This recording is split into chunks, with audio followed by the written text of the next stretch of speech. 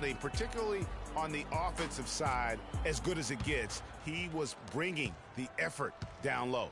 And I tell you what, that allowed him to get his team several multiple shot opportunities.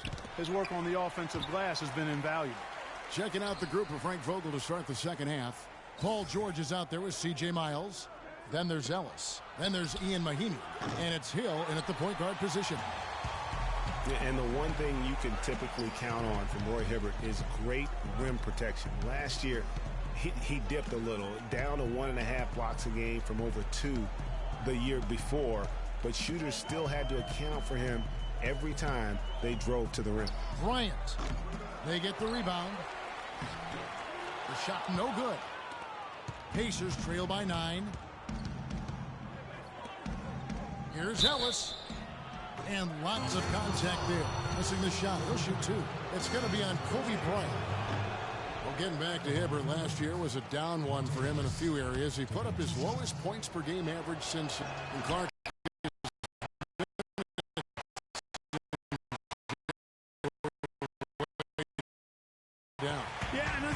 Be at a bit of a crossroads in his career right now. A couple of years ago, signed a big contract. He's got the talent and he's got the desire. I think it's just a matter of him having the confidence that will lead to consistency. They have yet to hit a shot, a real slow start here in the second half. Ellis can't get it to go. And he rushed that one, no doubt about it. The D out of position, you could see the frustration on his face. That one goes down. But offensively, just 1 of 4 to start the third quarter. Well, clearly the Lakers were not a great team. I mean, they did have one of their better bench units last season. They led the league in points off the bench, but that was more an indictment of the quality of the starters than the firepower of the bench. And the Pacers with possession here. They trail by 11. Hill against Russell. Ellis kicks to Hill. And Mahinmi now atop the key. Good. The assist goes to Hill. Hill's got 5 assists tonight. Last year, the Lakers did have some firepower off the bench. A lot of players would see their roles shift during the year, as you might expect for a team trying to find the right combination. Yeah, they were also near the top in the league in bench minutes played. So whether you start or come off the bench last year in L.A., you'll see plenty of action. Los Angeles calls timeout. And guys, no doubt George Hill had it rough last season. He missed the first 28 games with that left knee injury, came back for 5, then missed another 11 games before his season got going. But you know what? He had one of his most productive years from that point on.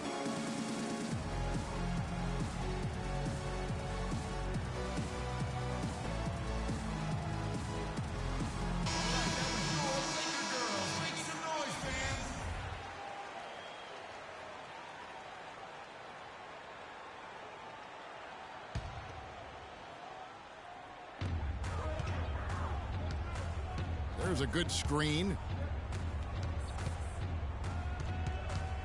Russell against Hill. The drive by Russell. And it's sent back by George. Yeah, the offense scuffling a bit to start this second half. Only 1 for the first 5. Great hustle to turn the block shot into a fast break hoop. That's a big-time play. And getting back to George Hill, what a second half of the season he had. He tore up several key categories, Clark. Yeah, he was bogged down by injuries early in the season. Came back to average career highs in points, rebounds, and assists. Partly because he was finally treated and looked to as a go-to guy, and he thrived in that role. Nancy's checked in for Kobe. Indiana didn't have a great record on the road last season. Only went, Clark, 15-26 on the year, and it cost them down the stretch. It really did, Kevin. I mean, the Pacers had a bumpy year with all of the injuries, particularly with George being out for most of the year. His absence was most noted in those tough road games, I think. Missing. And that's the battle they haven't been winning today. Their work on the glass has been porous, and that's got to change. Yeah, no question about it. I mean, as they're looking to battle back, that's one of the key elements. You got to rebound. And it's Hibbert missing. And for the Pacers, perhaps the biggest loss of the season for them was on the road. Couldn't get it done in Memphis on the final day of the season to try and get into the postseason. Outside, George. Just 4 to shoot. Three-pointer. And that one's good. George has got 12. Well, here's a little factoid about the Pacers on the road last season, guys. They were much better shooting free throws on the road. The difference between their road and home free throw percentage was the largest positive mark in the league. That's kind of strange. Over in the corner, Ellis. Outside, George. George missing again. Lakers leading by 10. Hibbert in the high post. Mahinmi on him. Nance outside. Nice passing here by Los Angeles. Here's Clarkson. And the rejection by Mahinmi. And up the court come the Pacers on the break. It's stolen by Nance. We've got 1:48 left in the third. In the corner, it's Clarkson. 9 feet out. Can't hit, so Indiana will take it the other way. Here is Miles. He's been playing a big part of their offensive scheme, averaging around 15.5 points a game. Ellis dishes to George. Good, and the assist goes to Ellis. And that's 15 points here for George. Really just a tremendous day for him. And if you remember, he was just as good in their last game. And that's 10 straight points in the paint. The defense, nowhere to be found. I think they've really got to start committing more bodies down low and really kind of close that area off defensively. Here's Clarkson. Here's Randall. Rebounded by Ellis. Pacers trail by 9. In the corner, George with it. Deflects the pass. It's stolen by Randall. Russell kicks to Clarkson. It's stolen by Mahinmi. Ellis outside.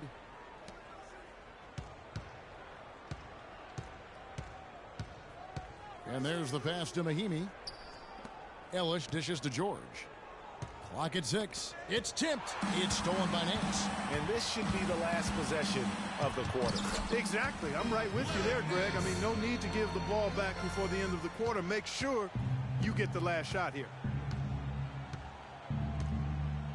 Outside, George from downtown. And the Pacers can't get it to go. From deep. He got it up in time.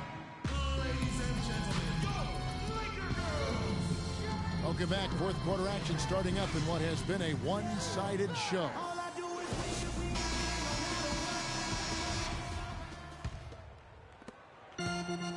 Los Angeles leading by 11. Nick Young and Kobe Bryant filling out the wings. World Peace is out there with Brandon Bass. And it's Williams at the point guard. That's who's in the game for the Lakers. And he gets it to go. 15 points for Kobe Bryant. Their prowess inside has been tremendous, guys. I mean, it's been no contest down on the low block. And until the defense puts up a little more resistance, they ought to continue to pound them down low. And he made sure not to just draw the foul. That was good defense out on the perimeter. Very good. He's a thinking man's defender. Knows how to bother even the best shooters without being overly aggressive. And it's sent back by Hill. Fires the 3. And it's Williams again missing. Pacers trail by 13 for 3. That is good. Defensively, they just look out of sync, not closing out on the threes in time. Well, I think they're getting caught in that in-between zone, no man's land, giving up 3 straight from beyond the arc right now. And he gets contact and the whistle on the shot. 2 shots coming up. And guys, it looked like Nick Young had finally put it all together. I mean, he had a huge campaign 2 years ago, signs a new 4-year deal. Then last year, disaster strikes. I mean, he provided very little to the team outside of shooting the basketball. And even with that, he dropped to a career worst, 37% from the field. Stuckey kicks to Hill. Stuckey outside. They set the screen. They get it again. The kick out to Hill. Back to Allen. Pass to Hill. Hill up top. Another shot. Bryant with the rebound. Bryant's got 3 rebounds so far in the game. Outside Williams. Three-pointer. That's good. And it's Kobe with the assist. And the Lakers lead by 15. He can be a forgotten man in their offense sometimes, but the D still has to keep an eye on him. And the Pacers call time here. Taking a look at Lou Williams last year, kind of a typical year for him, a lot of scoring on bad efficiency. Yeah, and for Lou, he did make it over the 40% field goal mark, but just barely. Just barely, you're right. And let's get this update now from Doris Burke, who's across the way on the sideline. I was able to listen in on what Frank Vogel had to say to his team. He got after them and told them to turn up the intensity, saying, we've put ourselves in a corner, and now we've got to fight our way out. Show me what you have. Let's see if we've got what it takes, guys. Outside, Kobe. High, arcing shot, and the layup is good. Kobe's got 4 points this quarter. You know, with Williams, it's more about his ability to create his own shot than his efficiency. It's why he's best suited as a 6th man, in my opinion. And Williams certainly does personify that 6th man role of instant offense, but it'll be hard to see him in the starting lineup with the way his shooting numbers are. Time called here. Indiana decides to talk it over.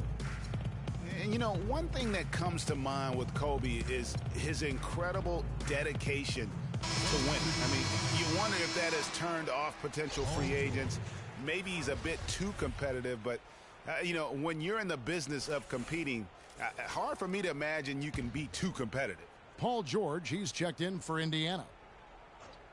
A little over 2.5 minutes have passed here in the 4th quarter. Good little 2-man action there, but they just can't get the shot to fall. Yeah, but that was a beauty. Good-looking shot, well-executed play. I wouldn't be surprised to see them go back to it. With Kobe and his competitiveness, it is something that he's coped with. Said it took him a while in the league, Clark, to realize not everyone loves basketball as much as he does. Yeah, you know, even if you don't have the same kind of drive that has propelled Kobe all these years, I think you have to respect him for it. It shouldn't be a problem for potential free agents, in my opinion. Man, they came out smoking here from beyond. And, Greg, as hot as they are from out there, absolutely no reason at all not to just keep letting them fly. You know, I can think of one way to describe George Hill. It's the culmination of several attributes. I mean, he comes from the school of Popovich, plays under control, always in the right place defensively. The way I describe him is just steady. Doris Burke has some information for us. Doris? Gentlemen, Byron Scott had some advice for his team in that last timeout. He made it clear that their offense needed to run through Randall. Coach is looking for him to take on a lot of responsibility when they've got the ball, to be a leader at the offensive end. He also told them that he wants to see multiple passes on every possession. He said that was the key to getting the best shot each time down. Guys, we'll see how Coach's direction pays off as this one winds down.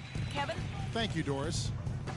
An interesting thing about George Hill, he was traded from the Spurs to the Pacers a few years back. Many people were surprised the Spurs would even trade a valuable veteran when they were trying to win a championship. But who did they trade him for? Kawhi Leonard. A pretty good deal. Well, you